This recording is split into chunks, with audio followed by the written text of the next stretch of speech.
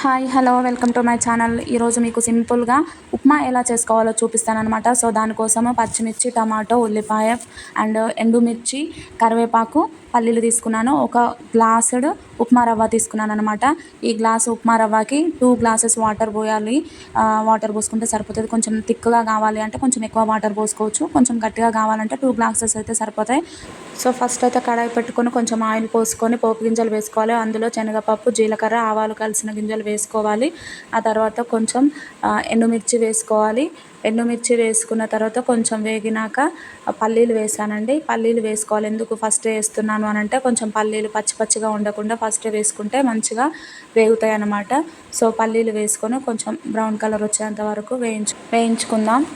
పల్లీలు కొంచెం brown colour వచ్చేంత వరకు వేయించుకున్న తర్వాత కొంచెం పచ్చిమిర్చి యాడ్ చేశాను.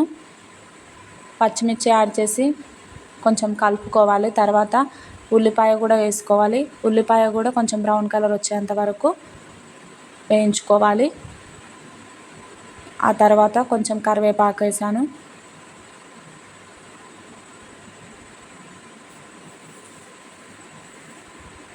ఈ విధంగా అన్నీ కొంచెం వేగిన తర్వాత టమాటో కొంచెం యాడ్ చేశాను అన్నమాట. కొంచెం తిక్కుగా ఉండడానికి టమాటో అయితే యాడ్ చేశాను. టేస్ట్ కూడా బాగుంటుంది. ఈ విధంగా కొంచెం దగ్గరగా అయ్యేంత వరకు వేయించుకొని ఇప్పుడు వాటర్ యాడ్ చేసుకోవాలి. ఒక గ్లాస్ రవ్వకి 2 గ్లాసెస్ అని చెప్పాను కదా.